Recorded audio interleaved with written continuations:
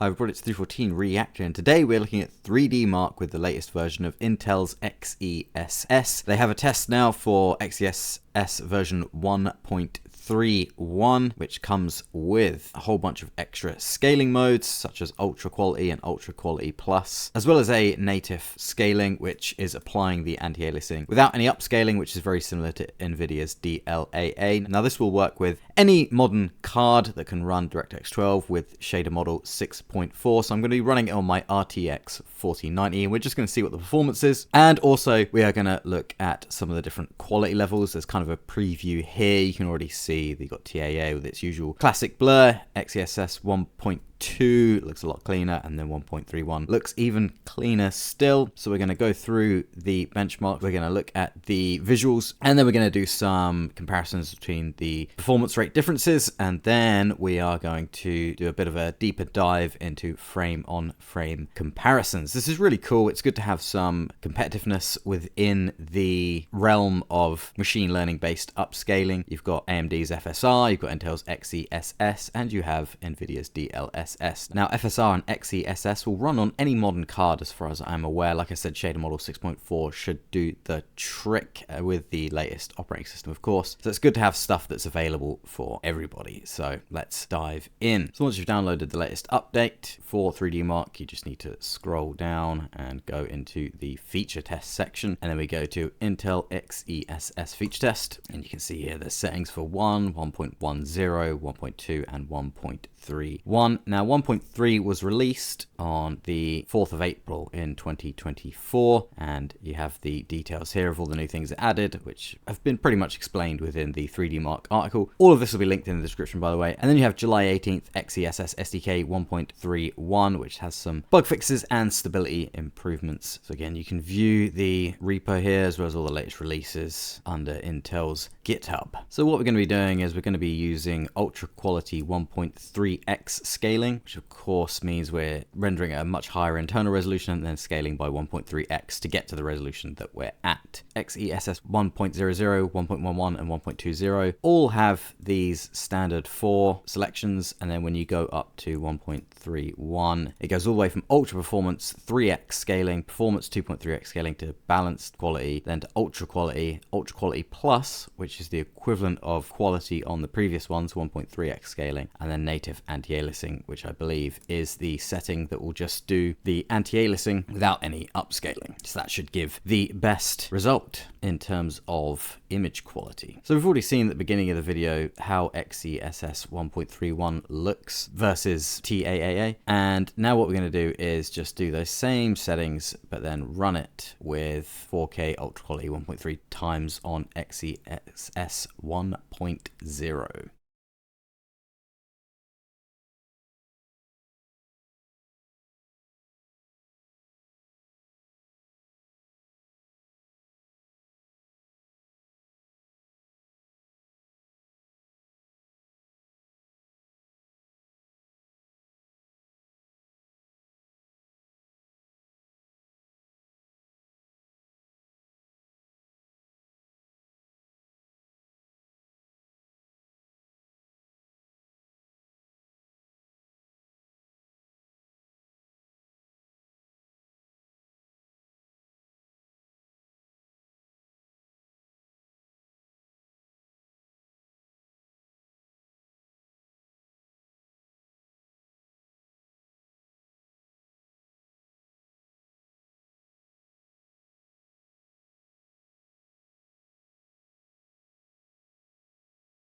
So you can see with that run with Ultra Quality XeSS 1.0, you can see with XeSS off, we're getting 49.75 FPS. With on, we're getting 62.58 FPS, which is a performance difference of 25%. That's quite a good deal, because theoretically, if you're having a game that was running just under 50 FPS, that's not the smoothest experience. And also that'd be using native TAA, so it wouldn't look great. But with XeSS on, you're actually getting much better image quality, but also a much smoother FPS over that 60 FPS mark, which is really, really good. And if you turn some other settings down in said game, then you'd be getting to, you know, a really high frame rate of like 90 FPS or something like that. So again, this just shows how good the machine learning upscaling technology is and how much more effective effective it is than old school AA, especially TAA and all of the image quality and blurring issues that it has. So you can see it's pretty much the same shape of FPS going up and down, just moved up. So you can see the areas where it'd be a bit heavier on the GPU to actually render the scene. But I think what we're seeing here is basically that the impact of XeSS is, I think, like DLSS, independent of the complexity of the frame, I think. So you've got that solid boost here, although this little bump here seems to go just a little bit higher than it does here, because I guess TA does get affected by the complexity of the scene, whereas this doesn't. So you're getting a higher boost in the frame rate there. Even if you were to move this lower and align it with this side, you'd still see that going higher. So yeah, it's really, really good, and again, looks a lot better. So let's note that down, and then let's move on to the next version. Of course, it's worth bearing in mind that we're not running this on Intel native hardware. We're running it on an RTX 4090, so we're still getting gains even though we're not running it on the actual hardware. So I'm guessing this just uses shaders for all of the machine learning elements of it, which is really good, because again, it's not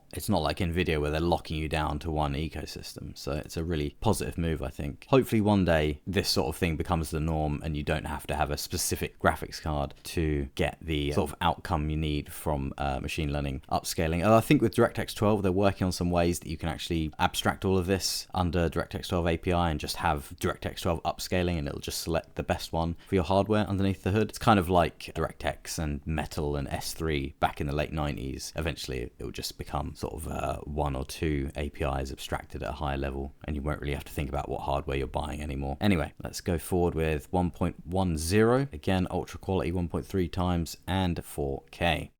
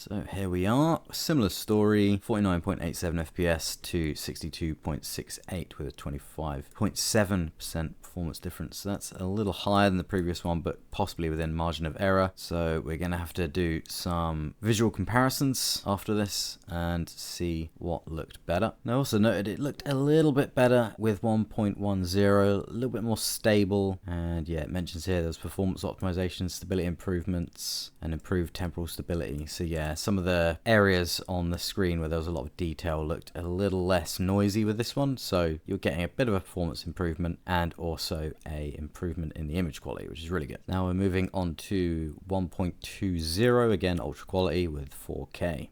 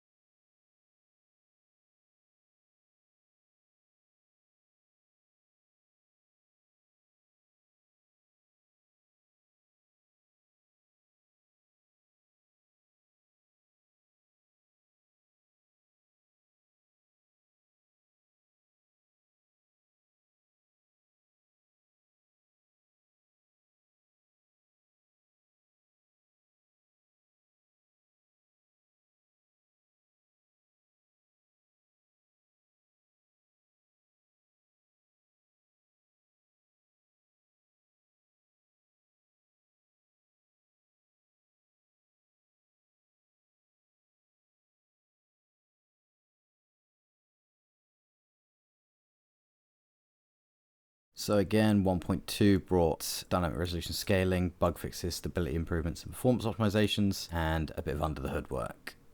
So let's have a look at the results. We're going from 49.73 to 62.91. It's 26.5% difference. Yeah, we have gone up 1.5% from 1.0. The XeSS off FPS is pretty much sitting within margin of error, 49.75, 49.87, and then 49.73. And so is the XeSS on FPS number across the versions. 6258, 6268, and 6291. It's on an upward trend, but still could be margin of error. I imagine if it was margin of error, though, you probably wouldn't see an upward trend. So what I'm going to do is run this again and see what performance difference we get. Because if this stays the same at about 26.5, then we know it's slightly improved the performance in general, and if it goes down, then we know it's sort of margin of error numbers we're seeing. So yeah, another run, we've got 51.64, and then we've got 65.16, which is actually increased both with off and on. So the performance difference is pretty similar, but the actual numbers are actually quite higher. Yeah, instead of 49.73, you're getting 51.64 with XeSS off, and then the last run was 62.91, and now it's 65.16. So it does seem to be trending upwards as they increase the versions. And you can see as well the cleanliness of the image, the stability of the image, especially around the sort of the reflective golden horse, seems to get a bit cleaner each version. And again, you can see the input resolution here with 1.3 scaling. So it's internally rendering at that and then putting the resolution out at 4K. GPU load pretty much maxed out with XeSS on, but not so much with it off. See there's some CPU spikes in certain areas here that aren't present here. 23.7% CPU. Yeah, you can see the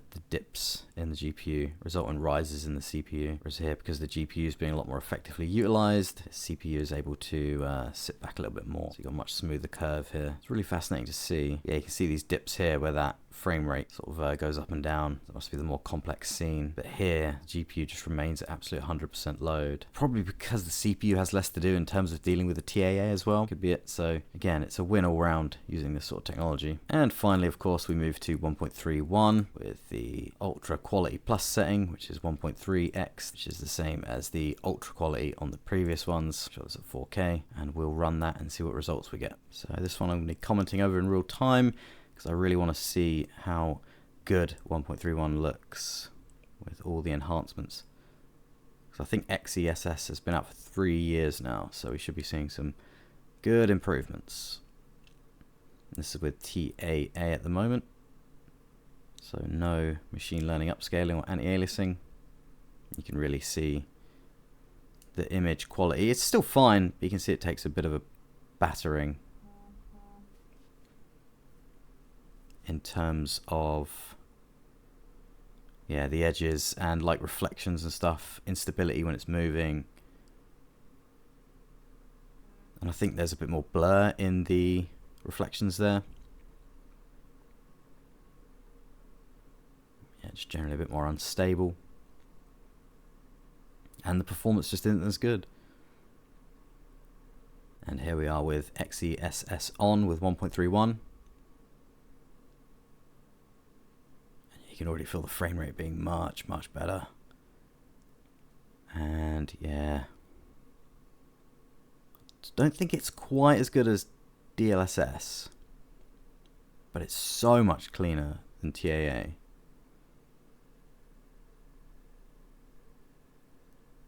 You can see there's a lot of kind of noise in that little circular doorway.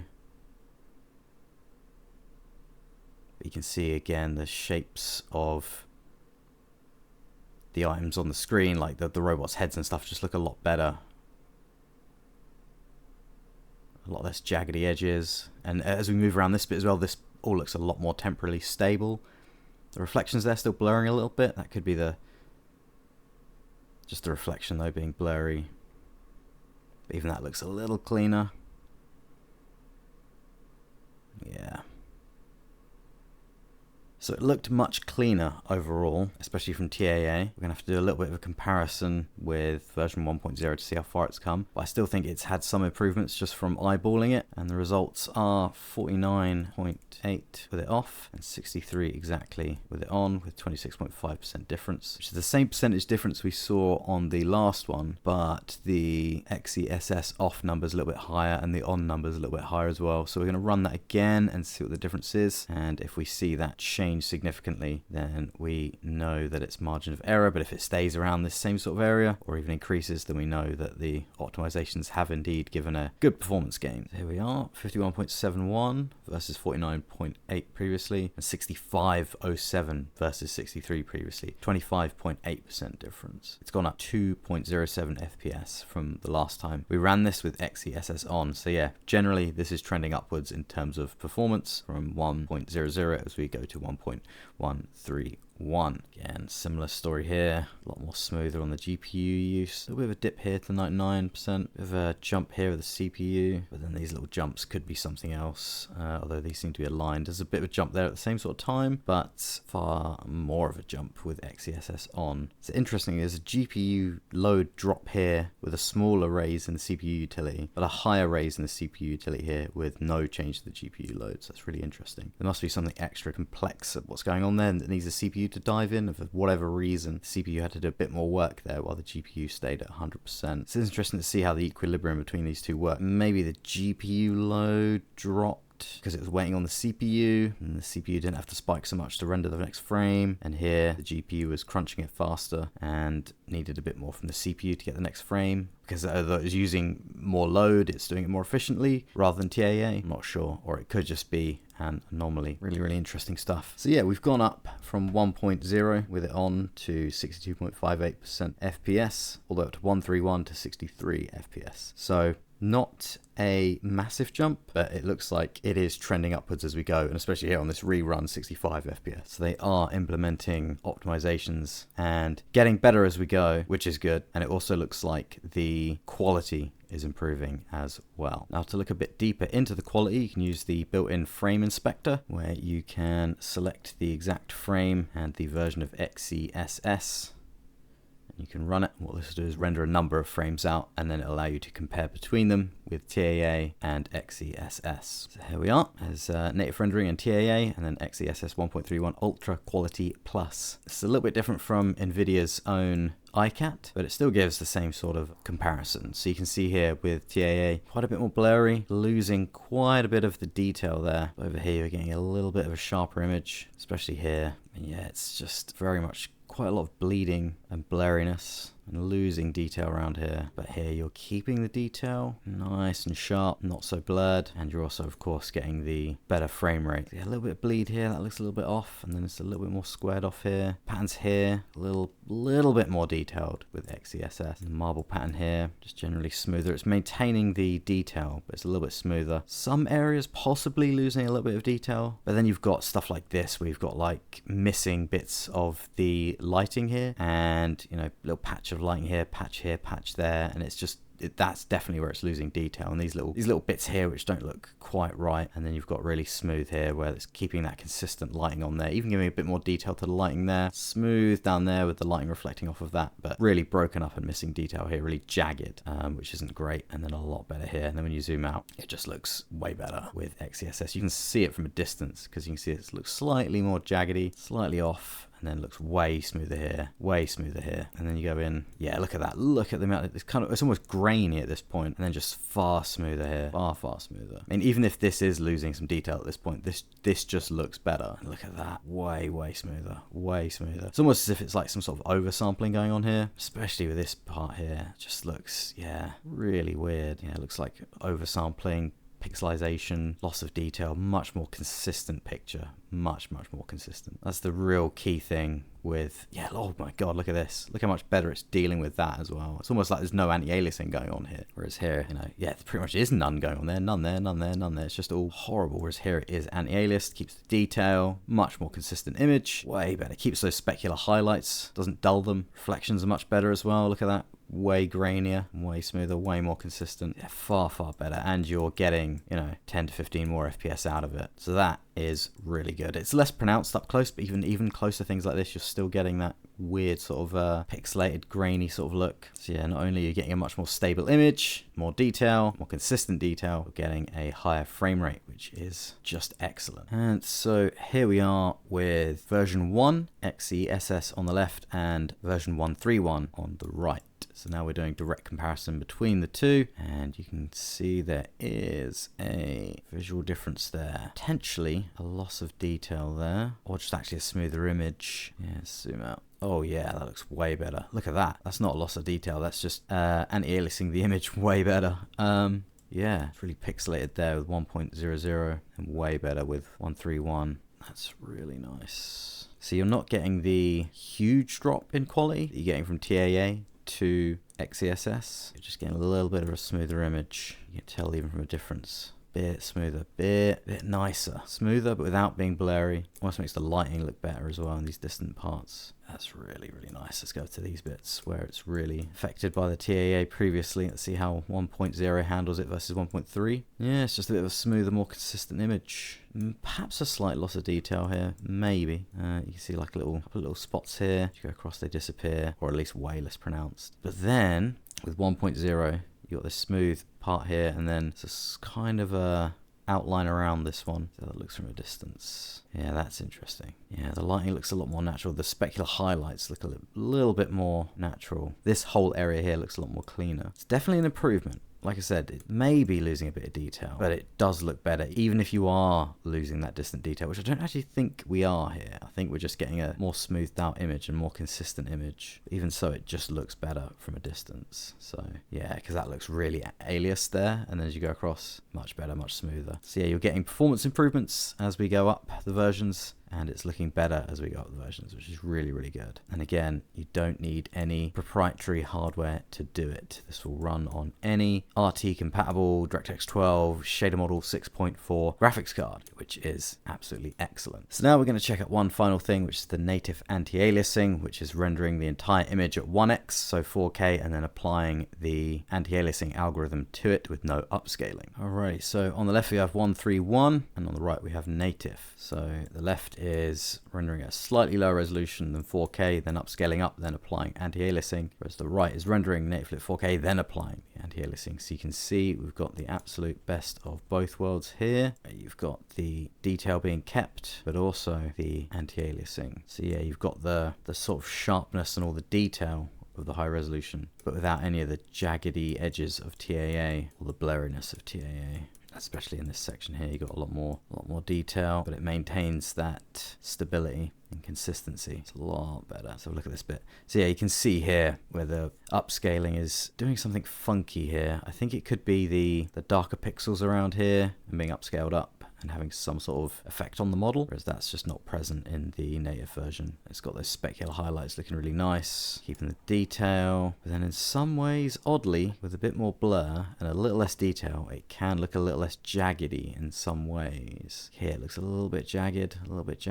but it doesn't on the upscaled version. Really interesting to see. Just there's a lot more detail. And the jagged edges don't look too bad. It's just literally more detail, of course. And the reflections here have higher fidelity to them, more detail. Yeah, look at that extra detail here, just lying on the top bit. A lot more detail in the distance, a lot more shadowing detail in the distance. That's probably as the higher resolution is causing more detailed shaders to be rendered before the ML anti-aliasing gets applied. So that's your best of both worlds, but that will have a performance impact. So after analyzing that, what we're going to do is run the native version versus TAA, and we're going to watch how it looks in real time. So here we are with native TAA. Again, you can really see that blur, lack of detail, shimmering and jaggedy pixels. Reflections being affected.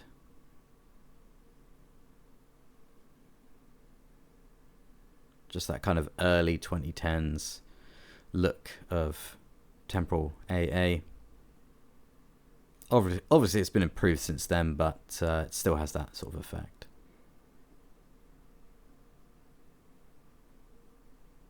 And while it was generally effective at smoothing out a scene, it did have its temporal issues like blurring and quite a hefty performance hit. as you cranked it up.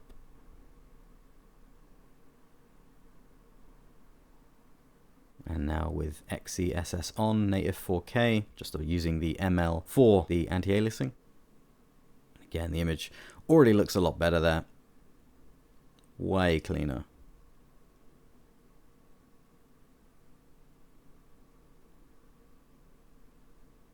Nice and smooth, lots of detail.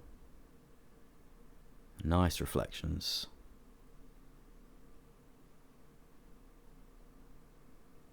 All the shading being done at full res.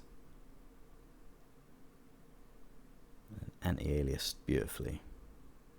So the only difference, the main thing we're going to be looking at is how much the frame rate has been impacted and how it compares to TAA.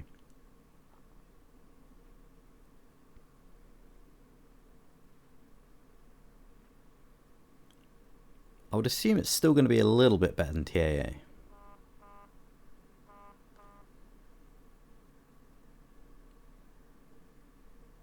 So the results are in, and with XeSS off we have 49.83 and with on we have 46.99, so that's a performance drop of 5.7%. That is with 4K native, no upscaling, and then the ML just doing the anti-aliasing. Again, you see the same thing here, the curve pretty much the same, just a little bit lower relative to this one because the overall frame rate's lower. CPU usage is very similar, but the GPU usage is pretty much maxed out with a couple of little dips on XeSS on, but lots of dips with it off. So I mean, that's not bad for the sort of difference in image quality, and you're only getting a drop of 5.7%. It's not just the spatial image quality, it's the temporal image quality. You know, less blur, more consistency between frames, much more stability in the image as it moves. So that's not bad. That's not too much of a bad cost. And I imagine as the optimizations keep going, you may see that eventually go up and you actually get a better frame rate with XeSS native on. So I'm just looking at some video here of XeSS 1.0 that I captured earlier. And it still looks pretty good. Again, I think that's just that loss of detail in the distance. And not quite as temporally stable. Trying to keep an eye on the reflections. I swear this area here is a lot more unstable with 1.0. And you kind of see the aliasing on the edges of models and stuff. Doesn't look as great. Especially this bit, as it moves around here, you can tell there's a lot more instability around the vertices, and like shader effects and lighting effects and shadows and stuff just doesn't look as good. And now we're looking at the recording of 1.3.1. And yeah, you can kind of tell. It's a lot harder to tell because obviously they're both the same machine learning algorithm. Just one's a more updated version, but you can tell the image is quite a bit smoother in motion. There's still some inconsistencies around here, but even that looks a bit cleaner. Cleaner around the vertices, cleaner as we move. The reflection's a lot cleaner in movement as we saw in the static images. And around here, especially this just looks a lot cleaner as we go around here with the extra lighting and shadows and reflections and stuff as we move around. The reflections here look a little bit better as well, a little bit more stable.